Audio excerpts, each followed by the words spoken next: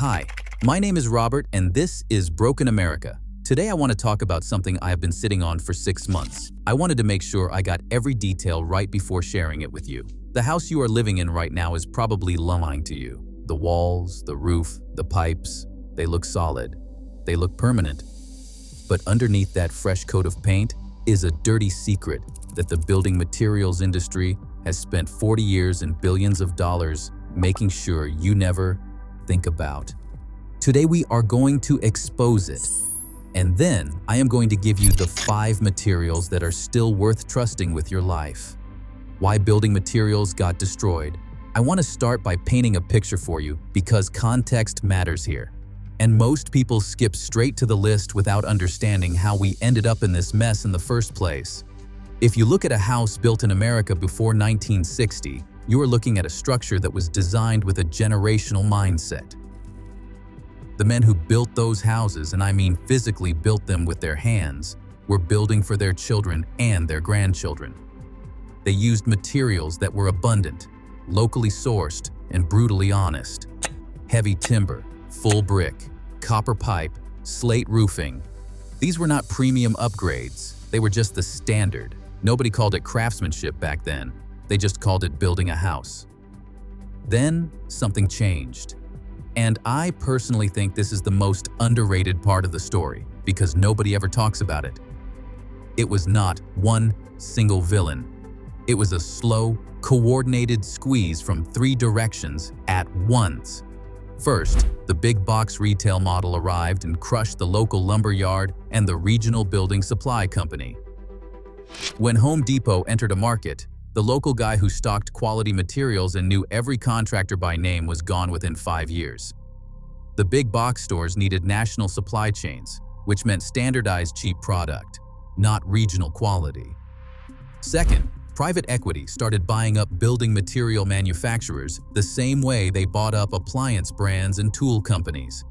They acquired the names you trusted, cut the raw material costs, and replaced quality inputs with engineered substitutes. They kept the brand. They threw away the soul. Third, and this is the part that really gets me, building codes that were once a floor became a ceiling. Builders stopped asking what is the best way to do this and started asking what is the minimum I can do to pass inspection. Code compliance became the definition of quality. And the codes were written, in many cases, by the same industry lobbyists who profit from cheap materials. The result is a market where most of what you can buy at a big box store today is engineered to survive 1 warranty cycle and not 1 day longer. I printed out over 200 pages of research on this, and my desk genuinely looked like a crime scene investigation board. Here are the 5 materials that survived. Old growth Douglas fir and the lumber lie. I want to start with something that is hiding in plain sight, literally inside your walls right now. When you walk into a lumber yard today and buy a 2x4, you are buying a piece of wood that was grown in approximately 20 to 30 years on a managed tree farm. It is soft, it is wet, it is full of knots. And because it was grown so fast, the grain spacing, the rings inside the wood, is wide and loose. That loose grain is weak grain. Now go find a house built before 1940 and pull out one of the original studs if you ever get the chance. I actually did this when I was helping a friend gut a farmhouse in rural Tennessee 2 summers ago, and I want to tell you, I held that piece of wood in my hands, and it felt like holding a different material entirely. It was dark, dense, and so hard that our modern drill bits were struggling with it. That was old-growth Douglas fir. The grain on that stud was so tight, you could barely see the individual rings with the naked eye. That tree had grown for over 100 years before it was harvested. The density of that wood is something the modern lumber industry cannot replicate because they do not have the patience or the inventory to let trees grow for a century. This is one of those things I find myself randomly thinking about at 2 in the morning. It just refuses to leave you. But here it gets worse, because not only did we lose the old growth supply, The industry replaced genuine dimensional lumber with something called finger-jointed studs. This is the part where every single time I tell this story, I get goosebumps, and I have told it probably 100 times. Finger-jointed studs are short pieces of scrap wood that are glued together end to end using an interlocking cut that looks like teeth. The glue holds them together, and they sell it to you as a standard stud. You are framing the house that your children will grow up in with what is essentially a pile of offcuts held together with adhesive. If that glue joint fails, and it does fail under thermal cycling and moisture exposure, your wall has a structural break inside it that you cannot see and cannot find without tearing the wall open. The solution is not complicated, but it requires effort. If you are building or renovating, source your lumber from a salvage yard or a reclaimed timber dealer. Old-growth Douglas fir and heart pine pulled from demolished industrial buildings is still available. It costs more per board foot. It is worth every single penny. Full brick masonry. I will be honest with you, when I first started going deep on this topic, I was convinced that brick was brick. I had to go verify this myself, and what I found completely changed how I understood everything that came before it. Here is what the modern construction industry calls brick. They take a standard wood or metal stud wall, wrap it in sheathing, slap a 1-inch layer of brick on the outside, and tie it back to the structure with metal clips. It looks like a brick house. It photographs like a brick house. It will sell for the price of a brick house. But it is not a brick house. It is a performance. It is a theater set built to fool a buyer at a Saturday open house. Genuine full brick masonry is 8 inches of solid fired clay brick, laid in courses, bonded with mortar, self-supporting, and completely independent of whatever wood framing is behind it. I actually visited a building in Philadelphia last year that was constructed in 1883. Full brick, no wood frame behind it, no stud wall. Just 200 years of fired clay and lime mortar doing exactly what it was designed to do. I stood in front of it for longer than I should have. My wife had to nudge me to keep walking. There is something about that level of permanence that I cannot quite put into words, which almost never happens to me. A full brick wall does not rot. It does not burn. It does not grow mold behind the cladding because there is no cavity for moisture to hide in. It is a thermal mass, which means it moderates your indoor temperature naturally. And a full brick wall built correctly will outlast every single person reading this by several generations. The modern brick veneer will last maybe 30 years before the metal ties corrode, the moisture barrier behind the brick fails, and the water that was always going to find its way in starts rotting the wood frame from the outside in. By that point, the warranty has long since expired.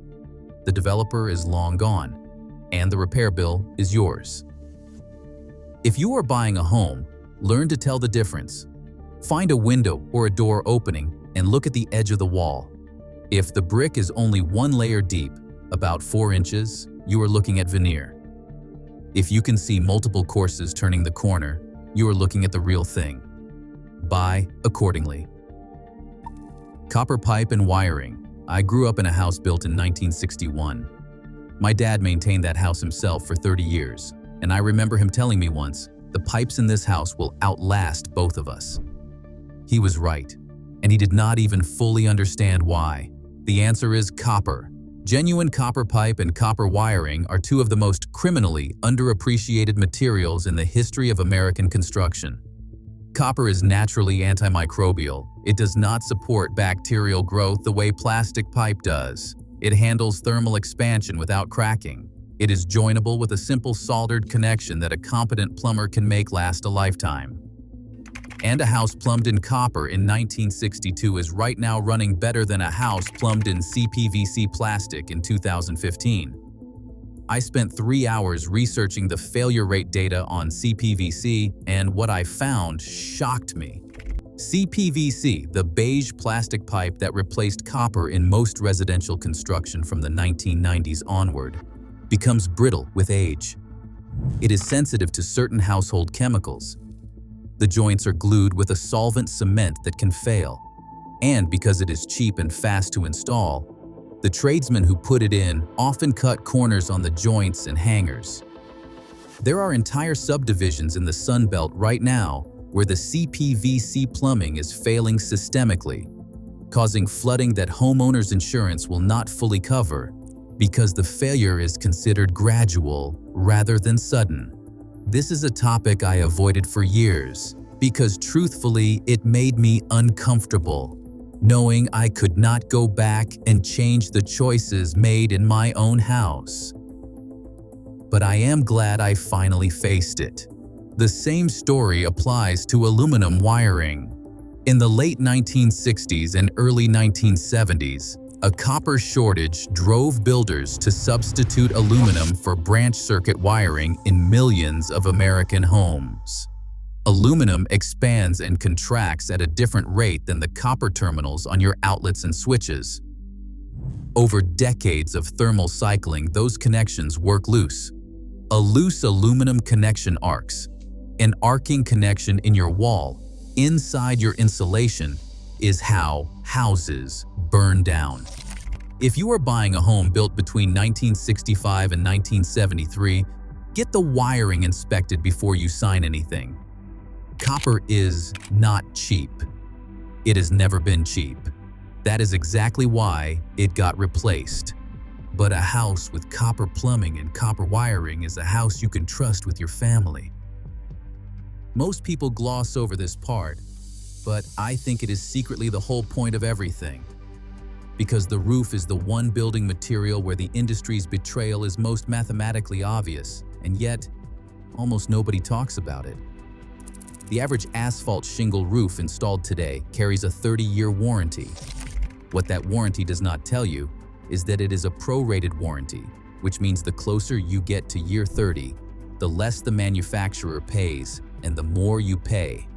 The shingles themselves are engineered from petroleum-based materials and ceramic granules. Those granules protect the asphalt from UV degradation. But from the moment that shingle is nailed to your roof, the granules are shedding. Check your gutters after a rainstorm.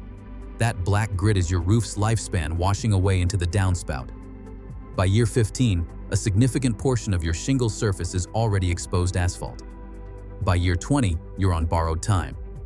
Now let me tell you something that I genuinely had to put down and just sit with for a minute when I first read it. There are slate roofs on churches and university buildings in New England and Pennsylvania that were installed in the 1880s. They are still performing today, no leaks, no replacement. 140 years of rain, snow, ice, and summer heat. One material. Zero petroleum inputs. Vermont slate and Spanish clay tile are not roofing materials. They are geological artifacts that were already millions of years old when they were cut and fired. They do not degrade under UV because they were formed in conditions that make sunlight look mild. A slate roof properly installed with copper flashing will outlast the structure beneath it. The economics, once you run the numbers honestly, are not even close. A slate roof costs 3 to 4 times what an asphalt roof costs up front.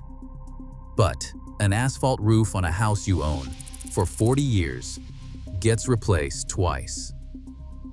The slate roof never gets replaced. You do the math. Solid timber and poured concrete. I want to close with the foundation because everything above it is irrelevant if what it sits on is compromised. Go look at the foundation of a house built in 1945. In most cases, you are looking at poured concrete, a single continuous monolithic pour with no seams, no joints, no weak points. It is as close to a geological feature as a man-made structure can get. Now go look at the foundation of a house built in 2005. In most cases, you are looking at concrete block, individual hollow blocks stacked in courses and filled with mortar. It looks solid, but each mortar joint is a potential water infiltration point. The hollow cores, even when filled, create a wall that is fundamentally less monolithic than a continuous pour. And when the soil shifts, as soil always eventually shifts, a block foundation cracks at the joints, and those cracks are a direct water path into your basement. I went down such a deep rabbit hole on foundation failures that my wife actually had to physically take my laptop away from me at midnight on a Tuesday. I was not a fun person to be around that week. The same principle applies above the foundation. OSB, oriented strand board, is compressed wood chips and glue. It is what most homes today use for wall and roof sheathing. It absorbs moisture like a sponge. It swells. It loses its nail-holding capacity. It is, in a very direct sense, the lumber equivalent of the particle board cabinets rotting inside your recreational vehicle. Genuine solid timber framing with real plywood sheathing, not OSB but 7-ply cabinet-grade plywood, is a different animal entirely. It holds fasteners. It handles moisture cycles without failing. And it will still be sound 50 years from now when the OSB house, 2 doors down, is being condemned. Here is what I need you to understand. This is not nostalgia. This is not me telling you to build a log cabin and churn your own butter. This is a financial audit of the materials that the industry is selling you, and a straightforward accounting of which ones are worth your money. The corporations building modern homes are not your enemy. They are simply optimizing for what the market rewards, which is low upfront cost and maximum showroom appeal. Granite countertops and subway tile, smart thermostats, and stainless steel appliances. These things photograph beautifully. They sell houses. And they distract you from the OSB rotting behind the drywall and the CPVC slowly embrittling inside the walls. When you buy a house or build one, ask about the foundation type. Ask what the framing lumber is. Ask what is under the roofing material. Ask what the plumbing is made of. These questions will make a real estate agent visibly uncomfortable, which means you are asking exactly the right questions. The most expensive house you will ever buy is the one that falls apart after the warranty expires. Stop buying the marketing. Buy the copper. Buy the slate. Buy the brick. Build something that your grandchildren will thank you for. This is Robert. This is Broken America, and we will see you in the next investigation.